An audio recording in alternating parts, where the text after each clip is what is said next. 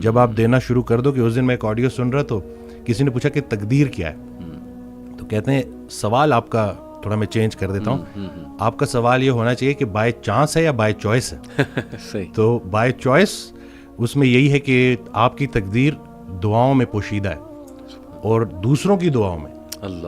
وہ ایک شخص ان کے پاس گیا کہ بڑا پریشان ہوں, حل بتائیں. تو کہتے ہیں آسان حل ہے, کوئی شخص تلاش کرو جو تمہیں دعا دے, لیکن ایک شرط ہے, اسے بولنا نہ پڑے کہ میرے لیے دعا دو, وہ تمہیں دیکھے اور دعا دے. اس کی زندگی میں کچھ ایسا کر جاؤ کہ وہ تمہیں دیکھے اور دعا دے. تو یہ جو مین جو کہتے ہیں نا کہ جتنا جتنا انسان اللہ کے قریب ہوتا جاتا ہے اتنا اتنا اس کی مخلوق کے قریب ہوتا جاتا ہے. بلکہ حضرت کے ایک جملے نے تو میری لائف ہی چینج کر دی. اور وہ جو میری دیکھیں کوئی ایک بعض اوقات انسان بڑی کتابیں پڑھتا ہے اور بعض اوقات ایک جملہ.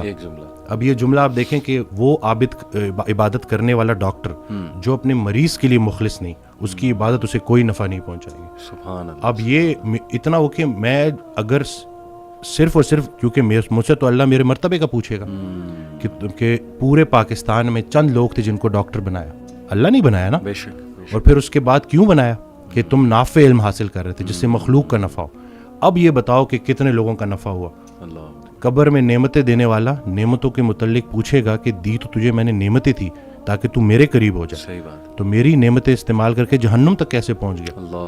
اور غافل کی آنکھ تب کھلتی ہے جب بند ہونے والی ہوتی ہے. بلکہ ایک اور جملہ کہ ہم زندگی فرعون کی مانگتے ہیں اور عاقبت موسیٰ کی مانگتے ہیں. تو یہ دیکھ لینا کہ اگر آپ کی نماز کا عمل آپ کی زندگی میں ظاہر ہونا چاہیے. اور باقی یہ ہے کہ اللہ تعالیٰ ہمیں نہیں پتا کہ کون سی چھوٹی نیکی کدھر جا کے ہمیں. صحیح بات ہے. تو یہ بس. اور دوسرا ہے کہ جو ماشاءاللہ آپ کام کر رہے ہیں بچوں کو لے کے کہ کیوں گناہ خطرناک ہے روح کے لیے.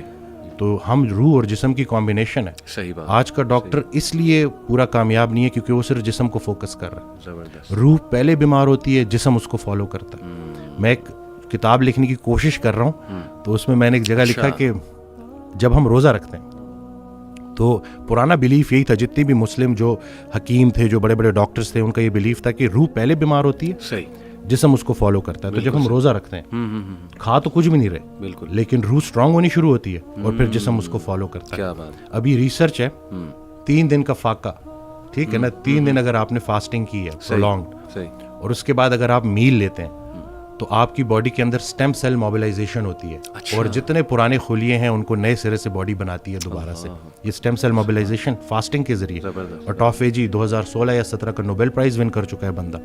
تو کچھ بھی نیا نہیں ہے, بس وہی پرانی کے جتنا خوراک ضروری ہے اس سے خوراک سے دور رہنا ضروری ہے. اور خیال بھی ایک خوراک ہے, صرف رزق کھانا پینا تو نہیں ہے. تو اب آپ دیکھیں کہ آپ اپنے آپ کو کن خیالات سے فیڈ کر رہے ہیں. منفی منفی منفی, وہ تھاٹس بیکم تھنگس. یہ جب آپ کی سوچ اتنی نیگیٹو ہو جائے نا تو پھر وہ جسمانی شکل اختیار کرتی ہے. اور گناہوں کے اثرات ڈاکٹر صاحب, اس پہ تو جتنی بات کی جائے کم ہے. لٹرلی آپ کے سیلز پہ افیکٹ ہوتے ہیں جا کے. میرا تو یہ بلیف ہے گناہوں کے, بالکل بالکل, نافرمانی